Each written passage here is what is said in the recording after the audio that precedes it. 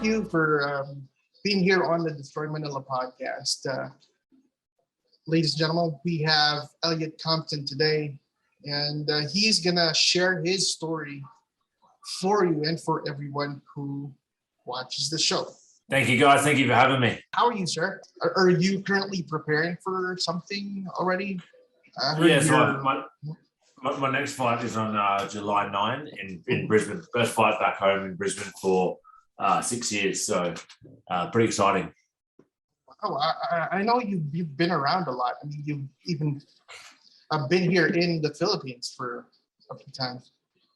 Yeah, I have. I've fought in the Philippines once, but I've been to the Philippines many times training and running seminars and things like that. So I love it in the Philippines, man. I have a good time every time I'm there.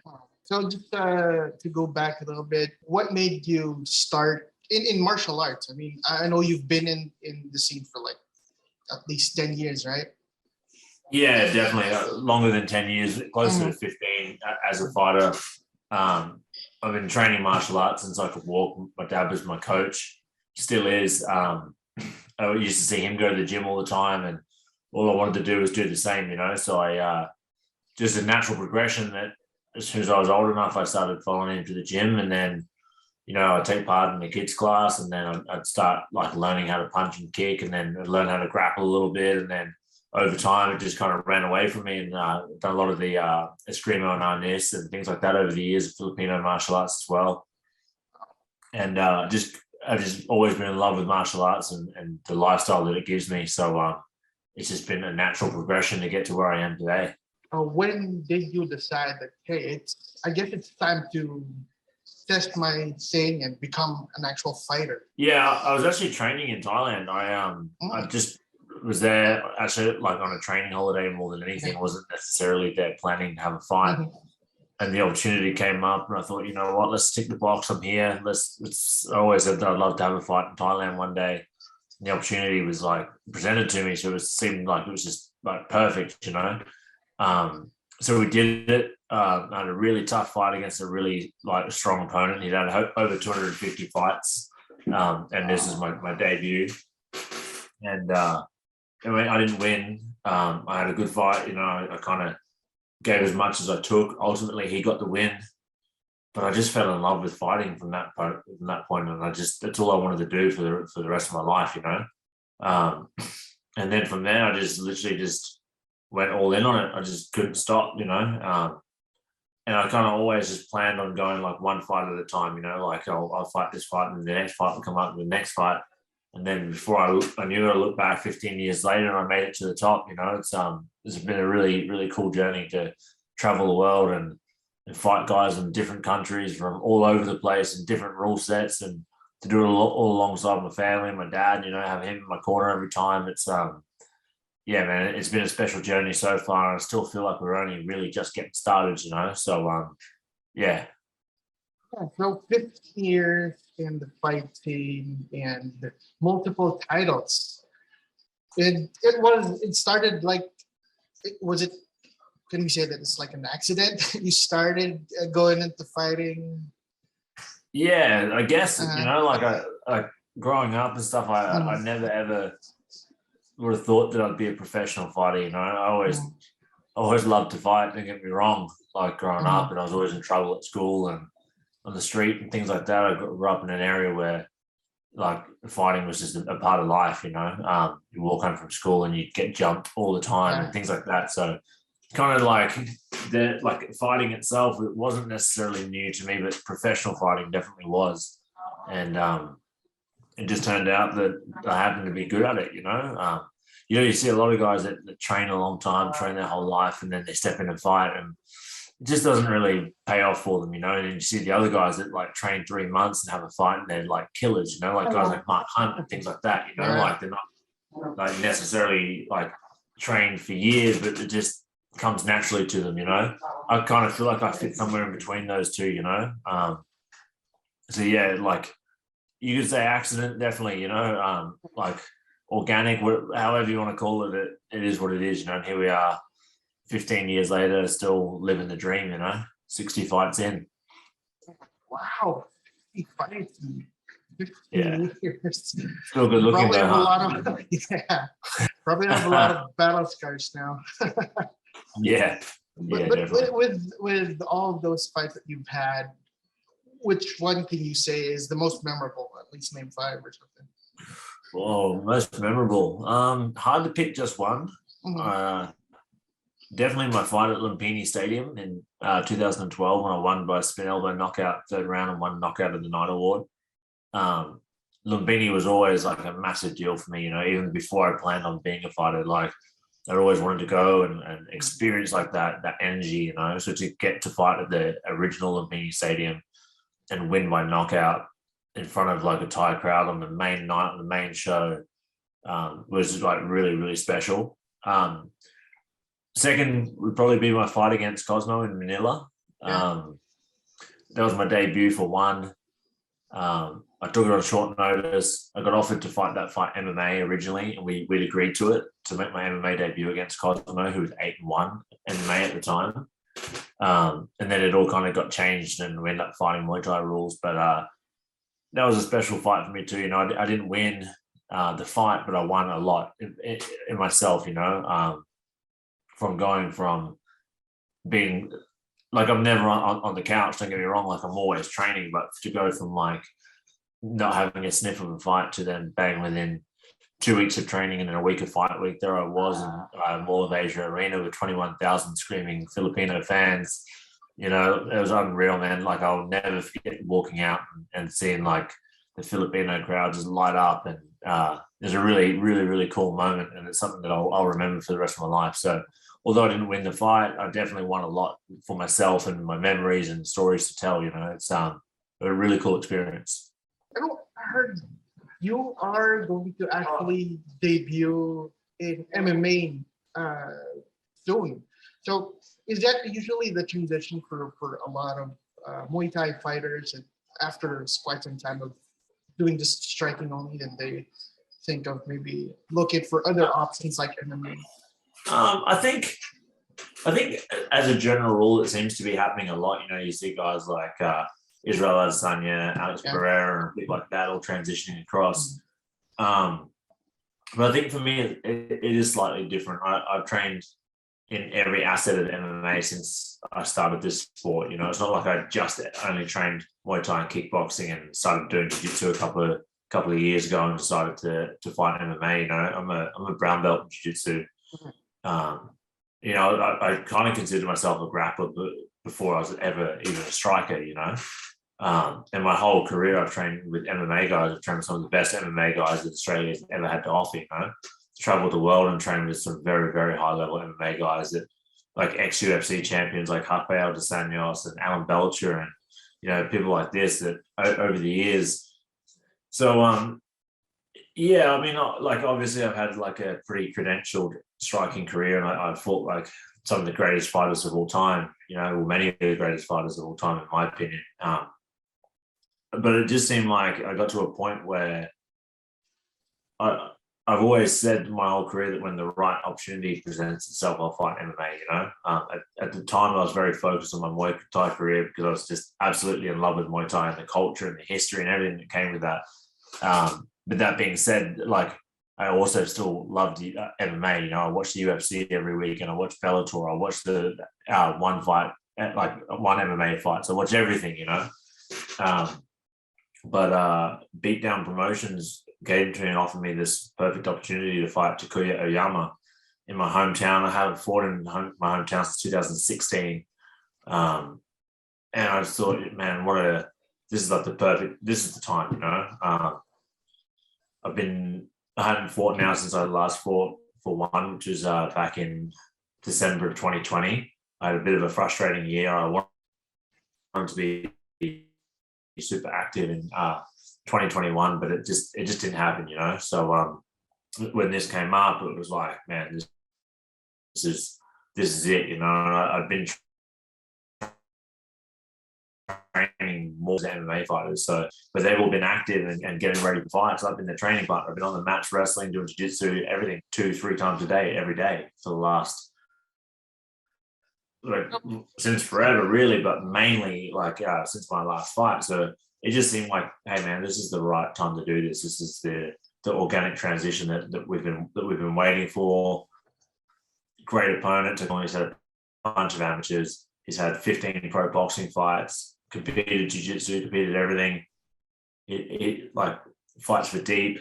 He's a stud opponent, and it just seemed like, this is the perfect opportunity. So we signed the contract and got it done. So I'm excited, man. How prepared are you? Do you think for your upcoming fight? Man, I think that I'm over prepared. I always am every time I step in. I literally, I never leave a stone unturned in my camp. I'm a real hustler in the gym. I work harder than just about anyone else that I know all the time, particularly in fight camp. So, I was only saying to somebody recently that said, so what do you really just focus on your wrestling and jiu-jitsu now? Because obviously you're striking some point, but it's like, yeah, to a degree, but not really. Like, yeah, my striking is great, but there's always room for improvement, and although I had a very MMA style striking base for Muay Thai and kickboxing anyway, we started to make some adjustments and make some additions and kind of change the approach that we've had. But we've made some massive improvements in that time as well, So not only is my striking gone through the roof, my wrestling and jiu-jitsu, where I'm now training with a bit more of a direct purpose of like a specific opponent, even that's like just like tenfold. Like even today, I felt like I had another breakthrough yet again today, So my cardio is like the best that it's ever been. I'm strong, I'm fit. I definitely feel like my preparation has gone absolutely perfect for this one. So I just got to put it all into play on fight night now. Yeah, speaking of that, would you believe that, first, depending on the fight, you're supposed to be training at a certain level? Like if you train in a smaller event versus a way bigger event, or is the training going to be the same? Yeah, training's the same for me. Always has been. From like my first fight to now, I train like I'm fighting for a world title, no matter what. Doesn't matter who the opponent is, whether I'm the favorite, the underdog, it doesn't matter, And I'm fortunate that my coach, my dad, he has always raised me that way, and he still holds me true to that even to this day.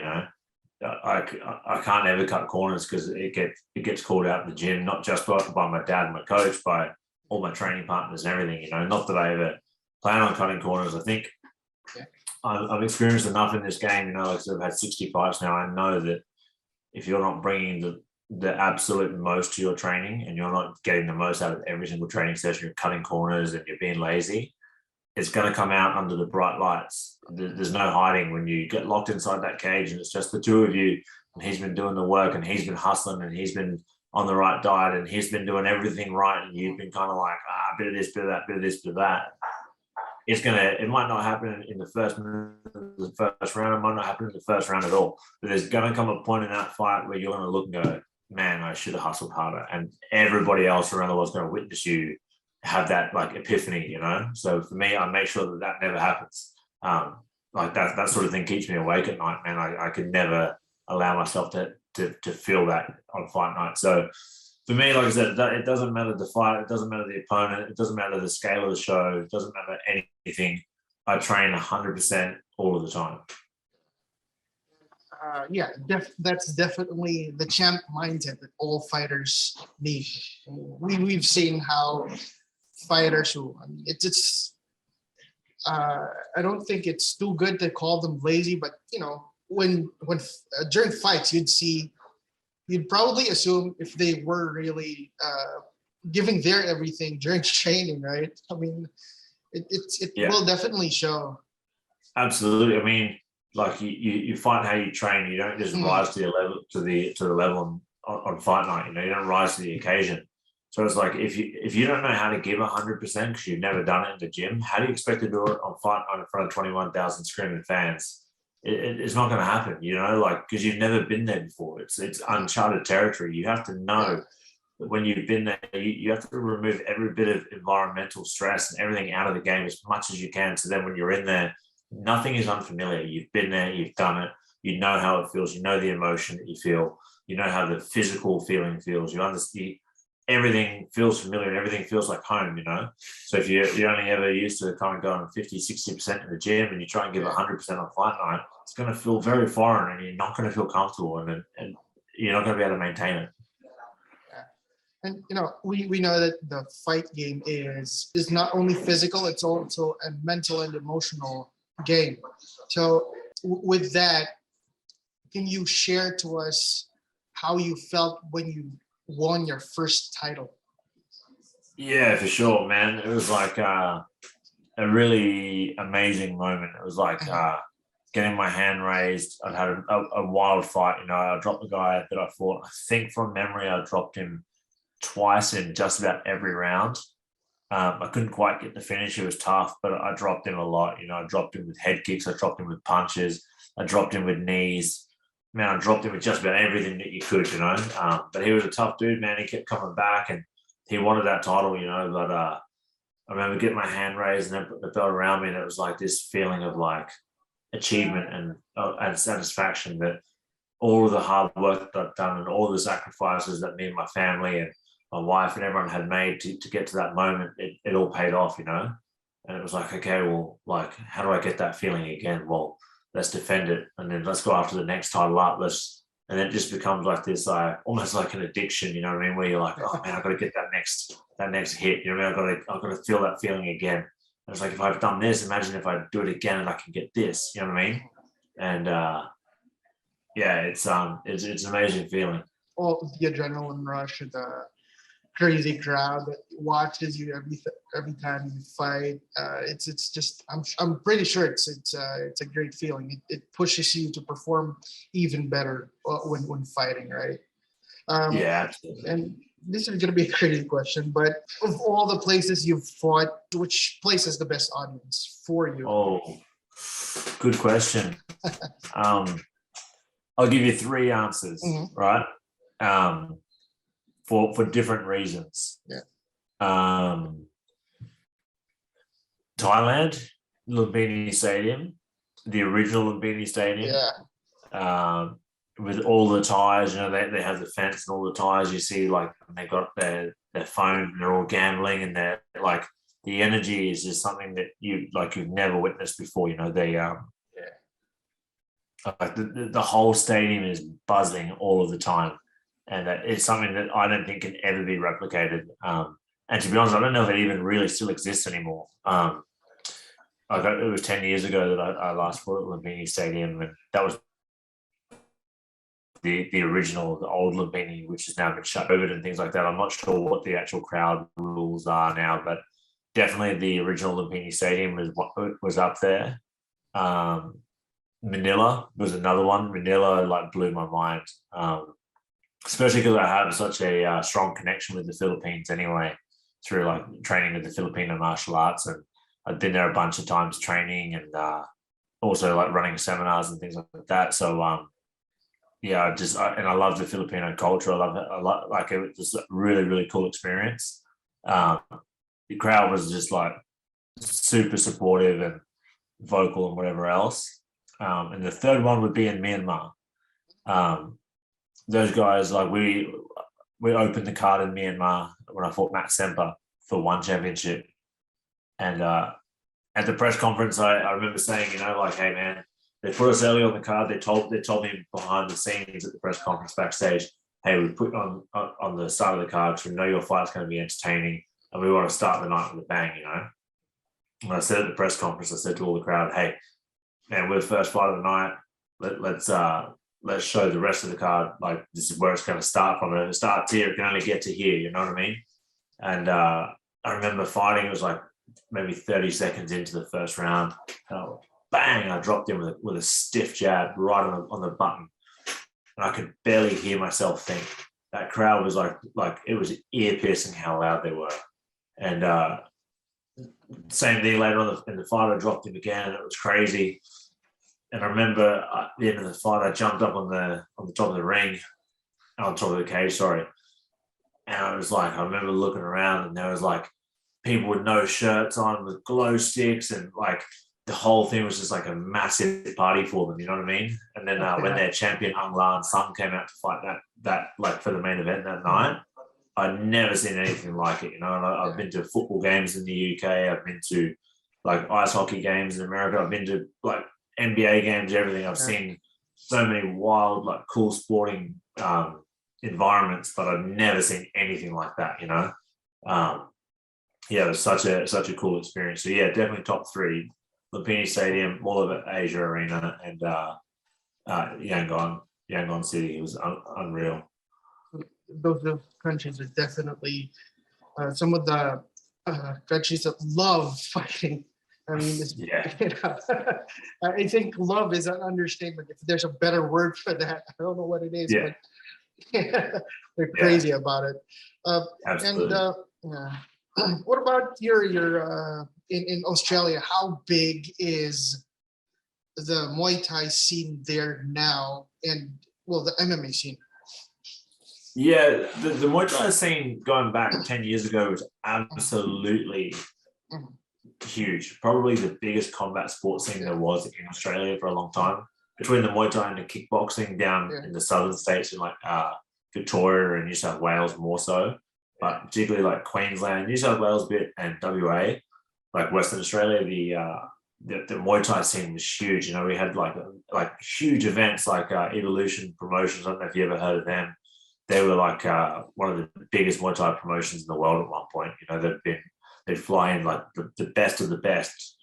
But over time, it kind of like just fizzled a little bit, in my opinion. Like there's a bit of a change of the guard here in Australia, and a few of the older fighters retired, and a few of the younger guys came through, and the landscape kind of like just didn't really have the same effect as it did. You know, like at one point, like the guys that were fighting in Australia were like guys like John Wayne Parr, Nathan Corbett, Preacher, Eugene Eckelboom, Dane Daddy Cool.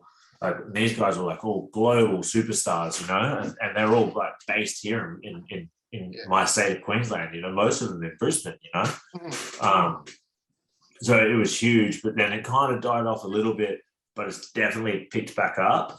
And we've got some really great Muay Thai fighters coming through the scene here now. Some young guys that are killers, and so even some older guys that are still doing quite well. But I definitely think that the MMA is really kind of taken over here in Australia. You know, that's really kind of like where the peak of the sport is. Australian boxing has actually picked up again a lot too. There's like really, really phenomenal Australian boxers coming out at the moment. And I mean, we just had a sold out show down at Marvel Stadium in Victoria for Cambosis. I think that was like 50,000 people. Which is a massive event for Australia, you know. But I still think like the MMA is definitely like the main combat sport in Australia at the moment, and I think it'll stay that way. It'll kind of surpass everything over time, I think. With that, let's just relate it a bit. The boxing, the Muay Thai, and the MMA. Personally, would you think that in the next maybe 5 or 10 years, MMA could completely take over boxing and Muay Thai? I think for a little bit, it looked like it was going to go that way. But I think One Championship have done an absolute phenomenal job on exposing high-level Muay Thai and kickboxing fighters to the mainstream MMA crowd. You know, like when they did the trade with Ben Askren and Demetrius Johnson, they got Eddie Alvarez, they got a bunch of the big names that were in the UFC that everybody kind of like, whether you're like an absolute diehard MMA fan or even just a casual fan, you still knew these guys and you'd always tune in to watch them, even if you're not really like following the sport. And they mixed the cards so well. You know, they had these like top MMA guys that everyone loved to watch, and then they fill the cards with like guys like Rod Tang and Nicky Holzken and myself and Cosmo and people like that. And then like the Cosmo and Sage Northcutt fight, for example, everyone went, "Whoa, man, who are these guys? We'd never even heard of. We didn't know these guys existed," you know. And it really kind of like boosted the sport of Muay Thai and kickboxing. I mean, like you look at guys like Rod Tang and people like that. The amount of money that they're making through One Championship now and through seminars and appearances and things like that would never have happened 5 years ago. So I think in that regard, they've done a great job of keeping Muay Thai alive and making it entertaining, and they've kind of like branded it quite well to make it more mainstream than what it was, but I also think the same thing for boxing too. I think people these days, they've learned now that they just love to watch a good scrap. They don't necessarily care if it's MMA, boxing, or Thai boxing, as long as there's two guys hitting each other and it's entertaining, and everybody's got like a good brand and a good character and things like that. People are tuning in. For a long time, like people in Australia thought that boxing was really starting to fade away, but like you look at some of these young guys coming through now, man, and I think Australia is going to be at the top of the sport across all the disciplines. We'll literally have world champion boxers that are like household names, world champion Thai boxers that are household names, world champion MMA guys that are household names. I think that's where we'll be in 5 years' time. With that, what do you think has changed in the Australian martial arts landscape that, for some reason, upgraded everyone's skills?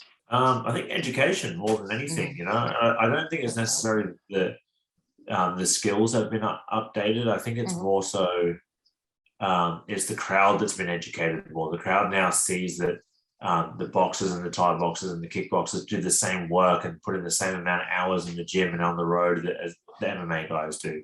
They all have a skill set that's respected to the same level now, whereas I think for a long time people would look at high-level boxing and say, oh, that's boring, But the only reason why they thought that is because they didn't have an understanding of what boxing truly was. They didn't see the actual intricacies of the sweet science of boxing, Same thing with like MMA. For a long time, people hated a jiu-jitsu fighter. They hated a wrestler. They hated a grappler. But there's been so much more education now with the growth of social media and YouTube and things like this that people now actually have a greater understanding and a greater respect for guys that can wrestle. Look at Khabib. He's an absolute superstar. Yeah. 8 to 10 years ago, no one would have given him a second thought. They would have been like, oh, whatever, he just grapples it, you know what I mean? But when you can see it, man, these guys know what he's going to do. Look at Ronda Rousey, for example. Everybody knew that she was going to armbar them, but she still did it. And when you understand how hard that is to do, which I think people really educated themselves on, that's when they were like, oh, wow, man, all of these sports and all of these disciplines and all of these athletes all have such a unique and special talent that people are just respected a lot more now, I think. Or kind of takeaway is that with the actual development of the sport, the combat sports, the fans must upgrade as well, must develop their understanding of it as well. Yeah, 100%. And I think over time, they'll just learn more and more and more. And we'll just continue to see the sports go from strength to strength, Maybe you want to promote your upcoming fight? Yeah. Where can we watch that, by the way, if it's going to be shown on the stream or something? Yeah, so Beatdown Promotions are going to release the stream this week. Don't quote me on this. I'm not 100%. I think it might be on YouTube. I'm not 100%. But yeah, so basically it's July 9 here in Brisbane, Australia. I'm fighting Takuya Oyama from Japan. Like I said, he has fought for Deep. He's fought for a lot of the major promotions in Japan. 11-6 record, 15 pro boxing fights. A lot of his wins have come by submission. He's won a few by knockout, so he's definitely an all-rounded guy. The card is absolutely stacked. We've got I don't know if you've heard of Junior Tuffa, who's a Glory Kickboxing. I think he was the number 1 contender. At one point, he's also making his MMA debut against another guy from Japan called Sakino. Then we've got guys like Matt Franku, who's probably one of the best welterweights in Australia, fighting Matt Vale, who's one of the best welterweights in the whole region.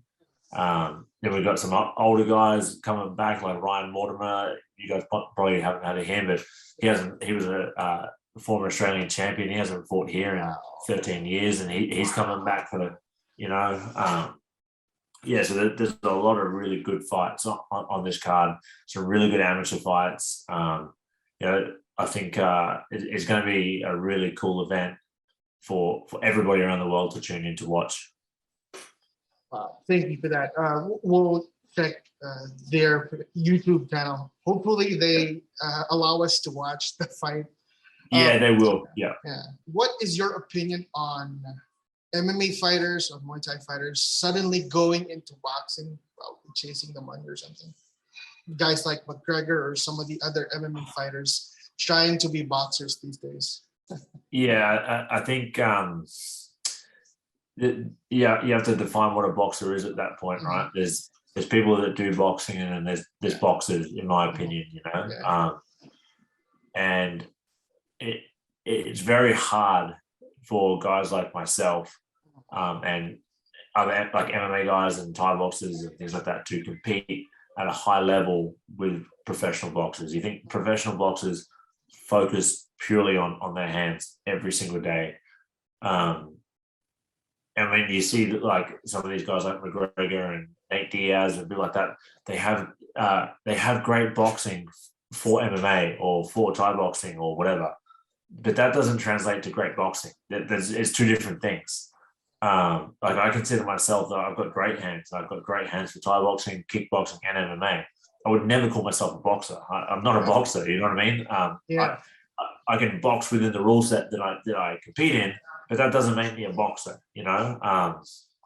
So yeah, I think a lot of them just try and sell that facade for a bigger payday, because obviously boxing does have a lot more money in it at the moment, especially high level, you know, when you see guys like, what's his name, Jake Paul and stuff, you know, the money that he paid Tyron Woodley was like in one fight he made the sum of all of his MMA title fights or something crazy like that. Don't quote me exactly, but it was like he made a lot of money, you know. So I think they're all like, I mean, like McGregor made 115 million or something off that Mayweather fight, like that, you know.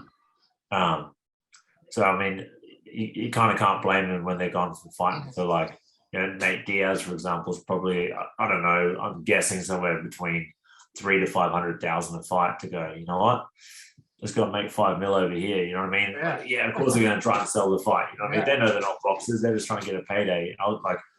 I guess that they're of the opinion I can be anything if the cash is right, you know? I mean, sometimes it's entertaining. Sometimes it's cringe. I mean, I personally quite enjoyed the McGregor Mayweather fight. You know, I'm a huge Mayweather fan. I like McGregor. I think he's a supreme athlete. It was entertaining. The Woodley Jake Paul fight, not for me. But hey, man, like a lot of people enjoyed it. I guess I'm just looking through different eyes, you know. Yeah, and just one last. You being a professional fighter, what's your opinion on YouTubers, TikTokers, Instagrammers who go into fighting? Blows my mind. Absolutely blows my mind. Good on them, you know. Man, I respect anyone that laces up the gloves and steps through the ropes and has a crack. You know, it's not easy to do, especially when you already have a following and you know there's millions of people around the world that want to see you win, but there's also the same amount of millions around the world that want to see you face down on canvas. You know what I mean? The thing that I guess most fighters would find frustrating is some of these YouTubers and TikTokers are getting paid 10, 20, 30, 50 times what a lot of these athletes that have dedicated their life to the sport are getting. And I know it's a business. I know that like the numbers add up or whatever else. But I think that can be the frustrating part for guys that have absolutely dedicated their life to a sport. And it's like, you know, you imagine someone like Cristiano Ronaldo, let's say he's getting paid 10 mil a year, and then some dude from TikTok steps up and plays one game of football and makes 50 million. He'd be like, well, hang on a second. You know, if there's that kind of money in this sport, it's obviously going in the wrong pockets. Yeah. But I mean, like you said, it all comes down to viewership and business, and I get all that. But man, I guess to be honest, it boosts the sport. You know, I guess people tune in to watch these TikTokers and YouTubers and go, I actually enjoyed watching this fight. Let's watch Jake Paul. I enjoyed that. Let's watch McGregor. Let's watch you, and then they become lifelong fans. Hopefully, you know. Yeah. So yeah. Thank you for this opportunity. It was definitely a pleasure hearing you speak about your journey and everything. Yeah, thank you so much for having me. Everyone, Elliot Compton, thank you very much. And good luck to your upcoming fight. Thank you. See you guys soon.